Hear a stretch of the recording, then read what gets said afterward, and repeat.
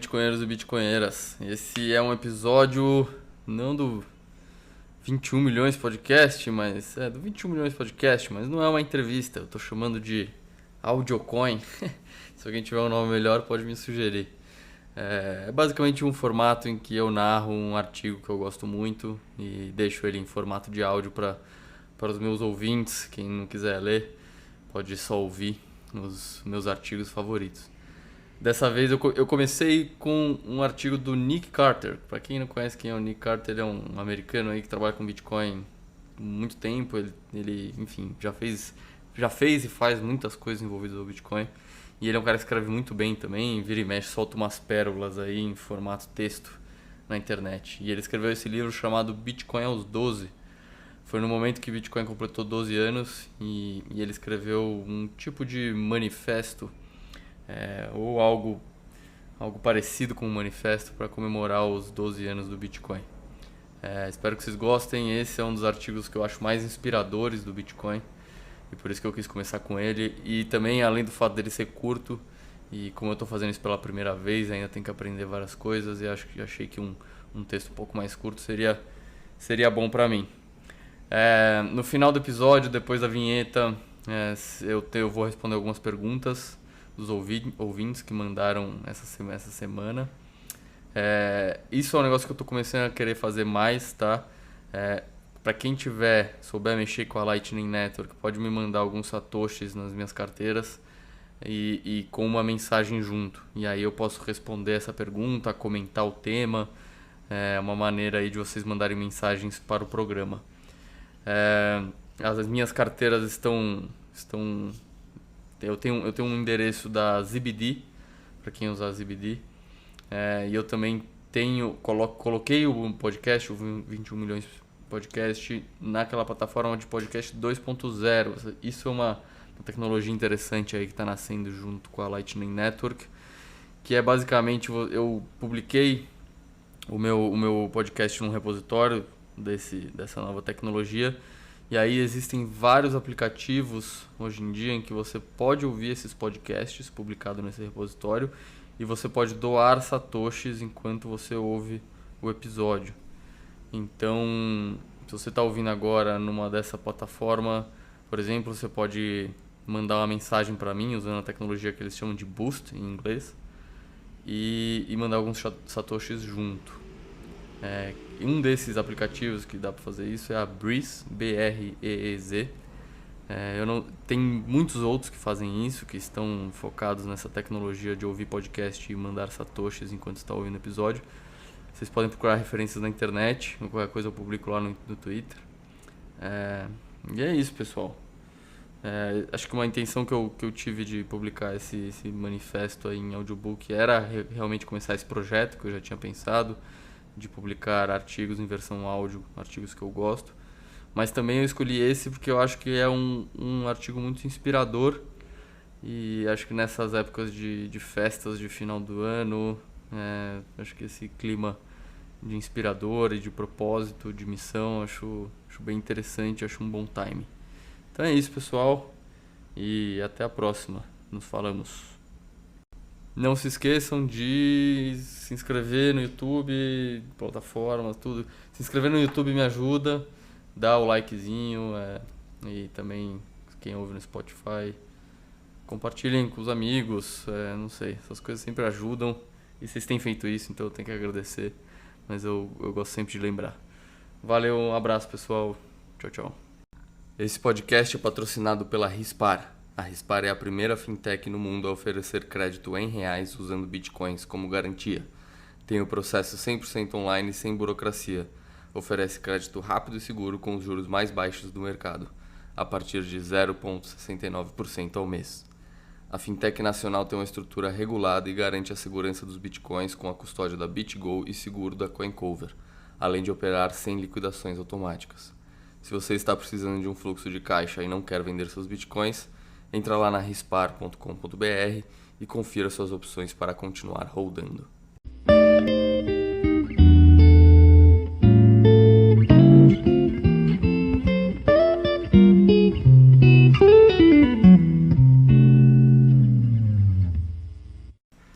Esta é a tradução do texto Bitcoin at 12, do Nick Carter, publicado originalmente no Medium dele, dia 31 de outubro de 2020. Tradução feita por Leta e publicado por Explica Bitcoin. Bitcoin aos 12. 12 anos atrás, no Halloween de 2008, exatamente 491 anos depois que Martin Luther pregou suas teses na porta da igreja do castelo de Wittenberg, a ideia do Bitcoin nasceu. Mais precisamente, você poderia dizer que foi batizada. A própria rede não existiria de forma verdadeiramente ativa e ponto a ponto até o mês de janeiro seguinte. O bloco 1, o primeiro bloco verdadeiro, foi extraído no dia 9, e o pioneiro do dinheiro digital, Ralph Finney, recebeu a primeira transação no dia 10 do mês. A ideia de dinheiro digital existia anteriormente, é claro, assim como esquemas semelhantes a dinheiro baseado em trabalho computacional. Mas este esquema específico, oferta limitada, não indexada ao dólar, rodando em uma rede ponto a ponto, com base em um livro-razão compartilhado, com cunhagem por meio de prova de trabalho, era novo, e Satoshi teve o privilégio de nomeá-lo. Quando você cria coisas novas, sejam personagens fictícios ou estados-nação, você pode nomeá-los. Em alguns casos, apenas descobrir coisas confere a você um direito nominativo, mas é claro que os inventores podem batizar suas invenções. Isso é importante porque 31 de outubro de 2008 foi a primeira vez que as qualidades essenciais do Bitcoin foram esboçadas e combinadas com um nome. Isso torna o sistema conhecido como Bitcoin bastante específico. Não é simplesmente um nome genérico atribuído à primeira implementação de dinheiro digital bem-sucedida. É o nome que Satoshi deu a um sistema com uma programação monetária pré-definida, 21 milhões de unidades, com base na prova de trabalho e assim por diante. Outros sistemas de dinheiro digital existiram e existirão, mas este é especial. Não é apenas uma maneira de mover valor através de um meio de comunicação. É um manifesto monetário completo, uma afronta ao sistema fiduciário. O Bitcoin costuma confundir as pessoas. É talvez um dos fenômenos mais mal compreendidos da última década. Se você não tiver contexto ideológico e histórico suficiente, provavelmente o considerará uma confusão total ou um desperdício bizarro e desnecessário de poder e esforço computacional. Esta é a posição padrão. A maioria das pessoas no Ocidente raramente pensa na política monetária ou no sistema bancário. Por que deveriam? Suas moedas se depreciam a uma taxa lenta, quase imperceptível. Seus arranjos bancários funcionam muito bem e o sistema não congela o acesso delas ao dinheiro com muita frequência. Claro, essa não é uma realidade para a maioria da população mundial, que sofre com regimes inflacionários ou sistemas bancários politizados e não confiáveis. Mas as opiniões das elites costeiras americanas estão super representadas no discurso, de modo que a imprensa está repleta de avaliações confusas desse esquema monetário supostamente inútil. Entender o propósito do Bitcoin em si é uma charada. Se você não entendeu, provavelmente não foi feito para você. Mesmo entre os familiarizados, a verdadeira natureza do Bitcoin é difícil de definir. É uma rede de liquidações e de pagamentos rápidos, o que levou as pessoas a acreditarem que seria adequada para pequenos pagamentos na internet, ou mesmo em pontos de venda reais. É um banco de dados altamente disponível, replicado e consistente, o que levou muitos a imaginá-lo como uma ferramenta para armazenamento de dados arbitrários. É altamente inovador e depende de novas descobertas e melhorias na ciência da computação, criptografia e rede ponto a ponto, mas é percebido como algo antigo, quase uma relíquia. Essas contradições são fundamentais para a natureza do Bitcoin. Algo sem dono, sem ninguém para falar por ele, aparecerá representado por facetas diferentes na mente de seus usuários. É um prisma brilhante, refratando as opiniões dos observadores, cuspindo visões radicalmente diferentes de si mesmo, com base nas perspectivas de cada um. Um horizonte de tempo sem fim. Recentemente, o grande historiador monetário George Salgin apontou que o Bitcoin provavelmente não substituirá o dólar tão cedo, porque os efeitos de uma rede monetária dominante são incrivelmente poderosos e duradouros. E eu concordo plenamente. A diferença entre nós é simplesmente um horizonte de tempo. Estou disposto a ser paciente. Eu acredito que os bitcoinheiros têm isso em comum. Eles reconhecem que tomaram para si uma tarefa quase impossível. A criação de um meio de liquidação global, neutro, apolítico e de padronização de valor não acontecerá da noite para o dia. Mal começamos o projeto. Estamos há apenas 12 anos nesta missão, mas fizemos grandes processos até agora. Então, seguimos em frente. Qual é a medida de uma sociedade saudável? É possível argumentar que seja a vontade de empreender em projetos de longo prazo, cuja conclusão seus criadores nunca viverão para ver. Praticamente qualquer coisa que vale a pena construir leva tempo para ser construída. Instituições duradouras não vêm com facilidade. Uma catedral não são as pedras que a compõem, nem o Bitcoin é apenas os seus blocos. A catedral é a personificação física de uma ideia singular. Algo maior existe. Sua grandeza o faz sentir-se pequeno e o lembra de seu lugar no universo. Nós, pessoas modernas, que trivialmente voamos pelos céus pelo preço de 1/10 de um dia de trabalho, ainda achamos as catedrais imponentes e sublimes. Imagine como um camponês medieval se sentiria na frieza sombria do grande salão. As torres se elevando acima dele, o edifício mais alto que ele veria em sua vida. A luz do sol se filtrando através do vidro colorido, revelando uma série de cores que ele nunca testemunharia em nenhum outro lugar. Tudo isso cuidadosamente construído, não para a vaidade ou comércio, mas para a glória de Deus, ao longo de gerações e gerações.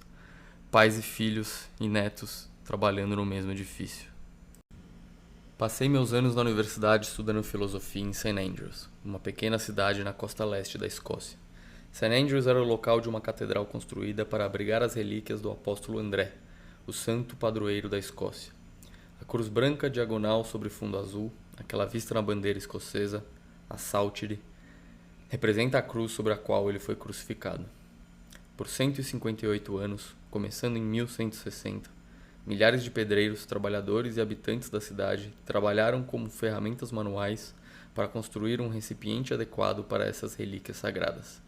Apenas uma pequena fração das pessoas que despejaram toda a energia de suas vidas neste magnífico edifício o viram concluído. Para os demais, saber que trabalhavam em um projeto sublime e civilizacional bastava. Eles estavam felizes em se submeter a uma visão muito maior do que eles, superando suas preocupações transitórias. Este foi o auge da cultura, beleza e tecnologia na época. O que mais alguém poderia desejar?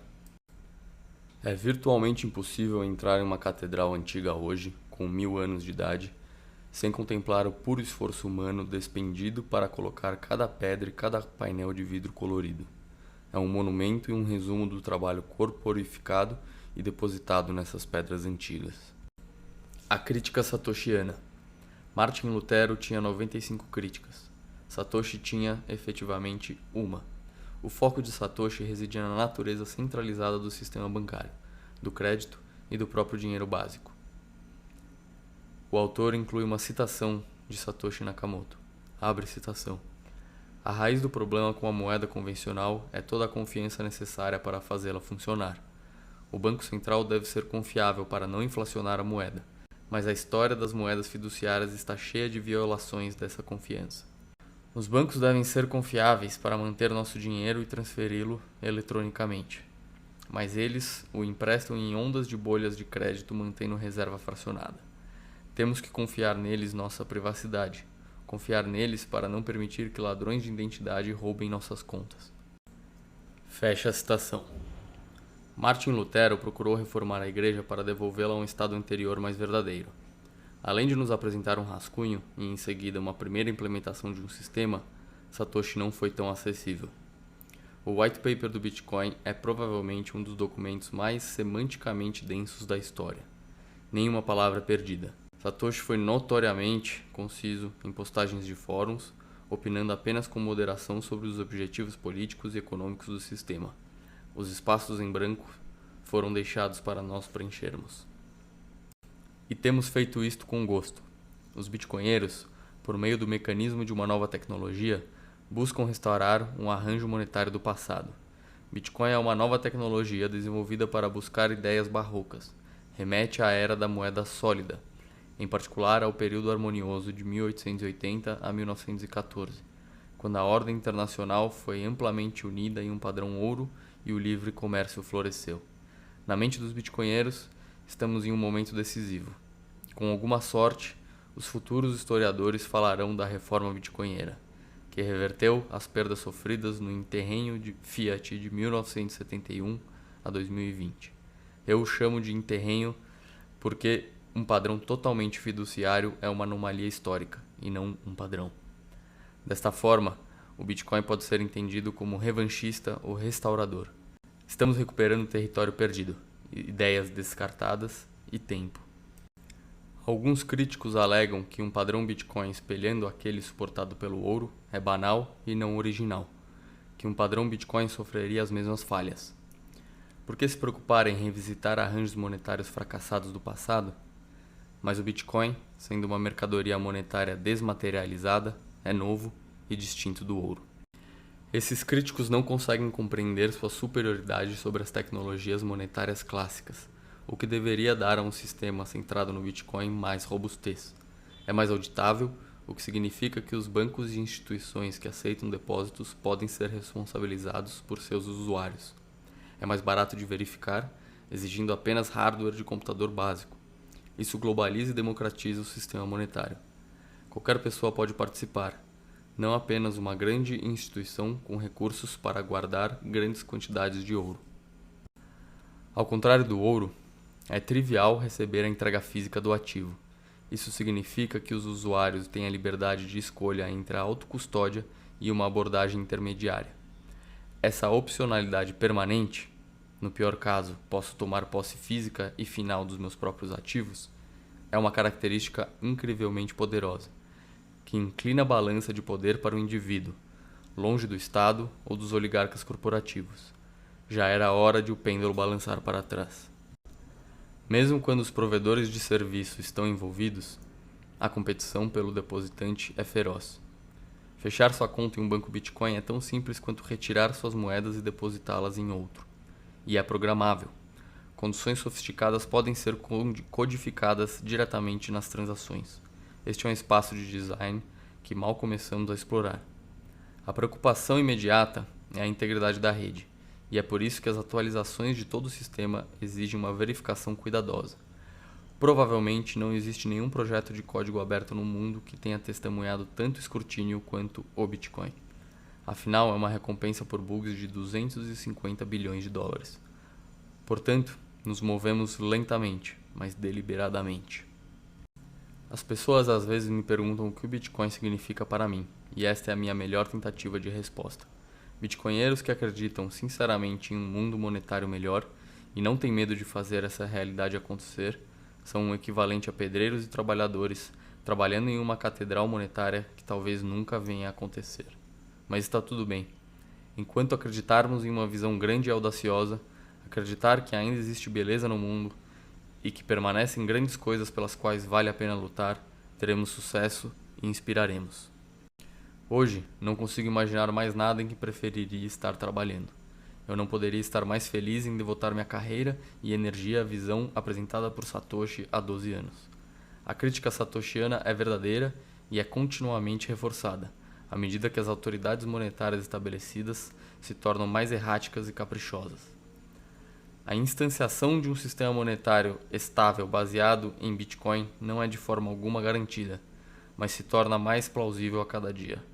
Não sei se verei a conclusão desse projeto, ou mesmo se funcionará a longo prazo, mas isso não me incomoda. Estou focado em colocar o próximo tijolo.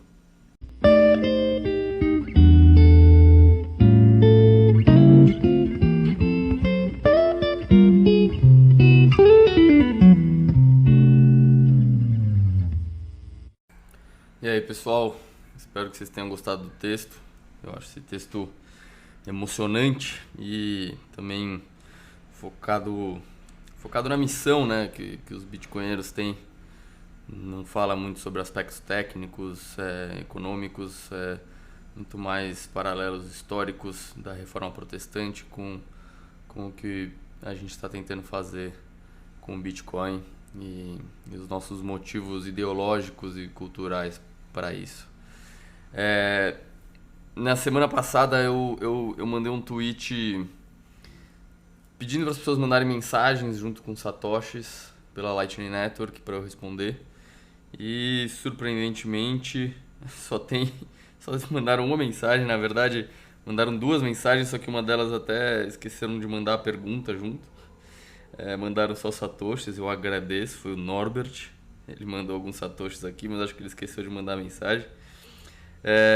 E a outra pergunta, não tem o nome da pessoa aqui, Só tem a pergunta.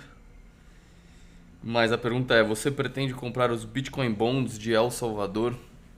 Essa é uma boa pergunta, porque, né, para quem não sabe, El Salvador emitiu alguns bonds aí em dólar, uma dívida em dólar, e metade desse dinheiro ia ser usado para comprar Bitcoin, a outra metade ia ser usado para criar uma cidade lá em El Salvador, focado em Bitcoin.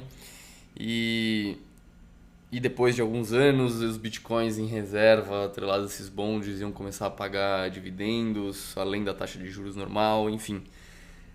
Eu acho que é bem legal esse bonde. Eu não acho que é um momento para mim agora comprar isso. Para eu comprar, eu acho que é muito difícil alguma coisa tirar a tentação de comprar mais Bitcoin quando eu tiver algum dinheiro disponível. Então, eu não acho que eu compraria esses Bitcoin Bonds hoje. Eu acho que na verdade esses Bitcoin Bonds não é focado muito em bitcoinheiros, né? Eu acho que é mais focado em instituições que têm mandatos específicos no que eles podem investir ou não. E que às vezes essas instituições, fundos de pensão ou outro tipo de instituição, às vezes eles estão interessados em ter exposição ao Bitcoin, mas não podem investir diretamente no Bitcoin. Então, às vezes esses bonds são muito atraentes para essas pessoas. Para o bitcoinheiro médio em si, eu acho que ainda não é. Talvez quando os bitcoinheiros médios começarem a ficar muito, muito, muito, muito ricos, e aí vão querer diversificar um percentual pequeno ali para fora do Bitcoin, sei lá, colocar 2, 3, 5% em bonds como esse que pagam dividendos, não vejo. Eu acho que pode ser uma possibilidade, mas agora para o bitcoinheiro médio eu acho que não é uma realidade. Eu acho que esses bonds foram mais focados em instituições mesmo. Eu adoro responder essas perguntas, acabei de responder e vi que eu gosto. Então mandem mais, vou fazer mais tweets aí para vocês mandarem, tá? Dessa vez foi um só e foi uma bela experiência. E se alguma semana aí acabarem mandando muitos, eu faço um episódio só respondendo essas perguntas. Tá bom? Valeu, pessoal. E quem mandou essa pergunta, obrigado. Não tem seu nome aqui na transação, seu usuário, mas pode mandar um tweet lá que eu agradeço publicamente. Valeu, pessoal. Um abraço. Esse podcast é patrocinado pela Rispar. A Rispar é a primeira fintech no mundo a oferecer crédito em reais usando bitcoins como garantia. Tem o processo 100% online sem burocracia. Oferece crédito rápido e seguro com os juros mais baixos do mercado, a partir de 0,69% ao mês. A fintech nacional tem uma estrutura regulada e garante a segurança dos bitcoins com a custódia da BitGo e seguro da CoinCover, além de operar sem liquidações automáticas.